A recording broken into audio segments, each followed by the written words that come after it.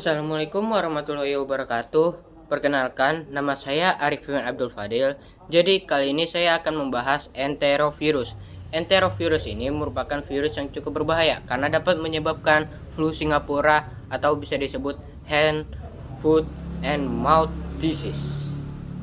Jadi, ciri-ciri dari virus enterovirus ini mulai dari merupakan virus RNA. Lalu termasuk famili Picornaviridae. Terus berukuran kecil sekitar 200 sampai 300 nanometer.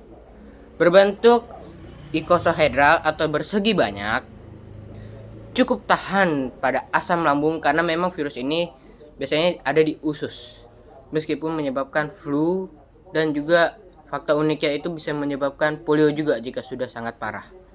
Penyakit ini juga lebih sering disebut HFMD, ya seperti saya tadi sebutkan, head, foot, and mouth disease. Lalu menyebar melalui viral oral atau droplet dan kontak langsung. Jadi kita misal berjabat tangan atau melalui tinja orang yang terkena, lalu juga tangisan air mata, pokoknya cairan-cairan gitu, itu bisa menyebabkan penularannya juga. Struktur virus ini ya seperti virus RNA biasanya, terdiri dari glikoprotein yang merupakan salah satu hal untuk virus ini bisa menancap pada sel inangnya dan memperbanyak diri. Lalu terdapat RNA. RNA ini sebagai protein sehingga dia itu bisa membentuk virus-virus baru. Lalu juga ada viral kapsid yang merupakan selubung protein yang melindungi RNA atau bagian dalam dari isi virusnya itu. Lalu ada juga sel. Sel ini merupakan lapisan antara kapsid dan membran dan membantu menjaga kestabilan struktur virus dan melindungi genetik yang ada dan kondisi lingkungan untuk si virus. Lalu ada juga membran yang merupakan lapisan luar yang terbentuk dan lipid yang diambil dari membran dan dari sel inak, berfungsi untuk melindungi virus dan membantu dalam proses fusi atau peleburan. Jadi organ-organ yang diserang virus ini juga mulai dari mulut dan tenggorokan sendiri dapat menyebabkan sariawan, menyebabkan nyeri pada lidah dan gusi. Lalu pada sistem saraf, kulit dan jantung menyebabkan ruam lepuh pada kulit dan kaki. Lalu menyebabkan meningitis dan menyebabkan miokarditis. Gejala yang ditimbulkan sendiri pada awalnya itu merupakan demam, sakit tenggorokan, nafsu makan menurun, letih lesu, juga rewel. Kalau misal pada anak kecil, pastinya untuk flu gitu biasanya anak kecil pasti rewel ya.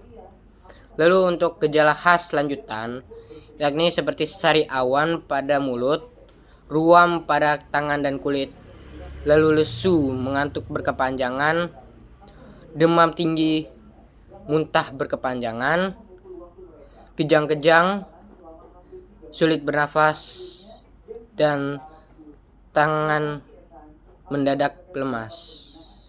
Untuk pengobatan sendiri, virus ini jujur belum ada. Tapi ada cara peringanannya, yakni dengan obat penurun demam dan nyeri seperti paracetamol dan ibuprofen. Tapi ini juga tetap butuh anjuran dokter ya. Lalu minum banyak cairan agar tubuh kita tetap terhidrasi. Makan makanan lunak, jangan makan makanan yang agak keras gitu, seperti kacang-kacangan. Lalu tidur yang cukup, dan jika sudah cukup parah, pergilah ke dokter untuk penanganan yang lebih lanjut. Untuk pencegahan dari virus ini sendiri, yakni dengan mencuci tangan sudah atau sebelum kita makan dan bersentuhan dengan orang lain, lalu menghindari kontak secara langsung. Lebih tepatnya kita itu menjaga jarak lah, agar kita itu aman dari virusnya. Terus kita juga itu memakai masker jika terkena gejalanya. Lalu menutup mulut ketika batuk dan bersin. Lalu membersihkan lingkungan agar virusnya itu juga dapat, kan biasanya virus itu lebih gampang menyebar kalau lingkungan kita itu kotor ya. Lalu isolasi mandiri. Jika kita udah kena virus ini, udah mulai mungkin agak berat, coba kita isolasi mandiri agar kita itu juga bisa merawat diri lebih fokus dan kita juga dapat menurunkan gejala dari si virus itu. Oke, terima kasih sudah menonton. Sekian saja dari saya. Wassalamualaikum warahmatullahi wabarakatuh.